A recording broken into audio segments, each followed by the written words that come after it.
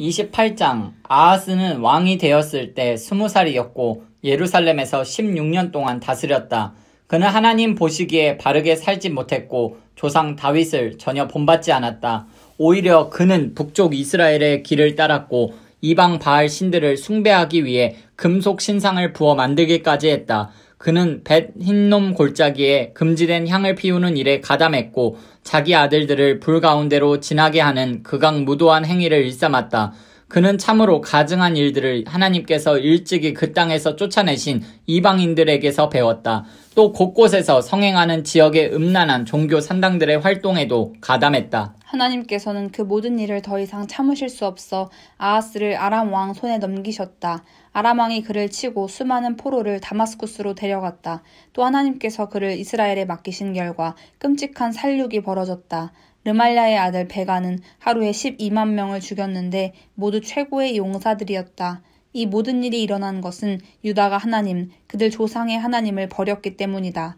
뿐만 아니라 에브라임 영웅 시그리는 왕의 아들 마아세야, 왕궁 관리인 아스리감, 왕의 다음 서열인 엘가나를 죽였다. 그것이 끝이 아니었다. 이스라엘 사람들은 사마리아로 엄청난 양의 전리품을 실어갔을 뿐만 아니라 남자와 여자와 아이들 20만 명을 사로잡아갔다. 하나님의 예언자 오뎃이 그 가까이에 있었다. 그는 사마리아로 들어가는 군대를 맞으며 말했다. 그 자리에 멈추어 들으시오. 하나님 당신들 조상의 하나님께서 유다에 진노하셔서 당신들을 사용해 그들을 벌하신 것은 사실이오. 하지만 당신들은 주제넘게 나서서 부당하고 불합리한 분노를 쏟아내며 유다와 예루살렘에서 온 형제들을 종으로 삼으려고 하고 있소. 이것이 당신들의 하나님께 끔찍한 죄를 짓는 일인지 모르겠소?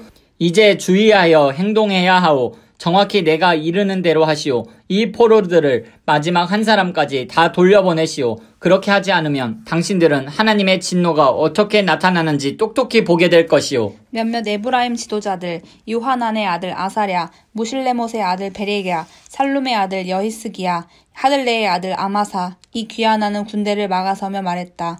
포로들을 이곳으로 들이지 마시오. 우리는 이미 하나님께 죄를 지었소. 그런데 지금 당신들은 우리의 죄와 허물을 더 심각하게 만들려 하고 있소.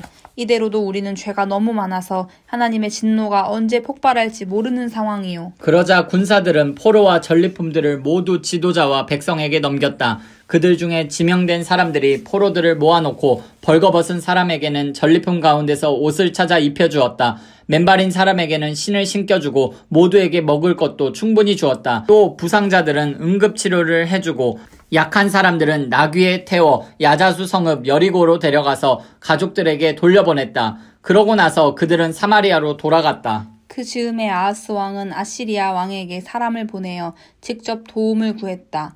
에돔 사람이 다시 쳐들어와서 유다에 엄청난 타격을 입히고 많은 사람들을 포로로 잡아갔기 때문이다.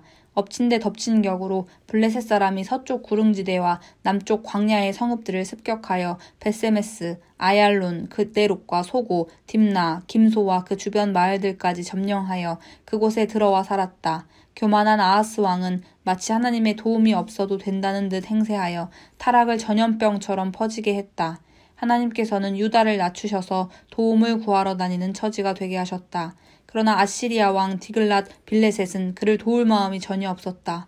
오히려 아하스를 공격하고 괴롭혀 그에게 굴욕만 안겨주었다. 다급해진 아하스는 하나님의 성전과 왕궁과 생각나는 곳을 샅샅이 털어 긁어모은 것들을 아시리아 왕에게 주었다. 그러나 그 대가로 그가 얻은 것은 하나도 없었다. 손톱만큼의 도움도 받지 못했다. 상황이 이러한데도 아하스 왕은 깨닫지 못했다. 사방에서 공격을 받고 있는데도 계속해서 하나님을 대적했다. 그는 다마스쿠스의 신들에게 제물을 바쳤다. 막 다마스쿠스에 패한 그는 내가 다마스쿠스를 도운 신들을 섬기면 그 신들도 나를 도와주겠지 하고 생각했다. 그러나 상황은 더 악화될 뿐이었다. 아하스의 삶이 먼저 망가지더니 결국 나라 전체가 폐허가 되고 말았다. 아하스는 하나님의 성전에서 쓸만한 귀중품들을 모조리 꺼내고는 성전 문들에 판자를 쳐서 막아버렸고 예루살렘 곳곳에 자기가 드나들 이방 산당들을 세웠다. 예루살렘뿐 아니라 유다 온 지역에도 산당들을 짓고 시장에 나와 있는 신이라는 신은 모조리 숭배했다.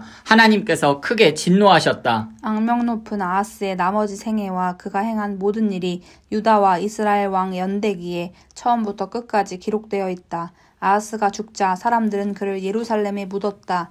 그러나 그는 왕들의 묘지에 안장되는 영예는 누리지 못했다. 그의 아들 히스기야가 뒤를 이어 왕이 되었다.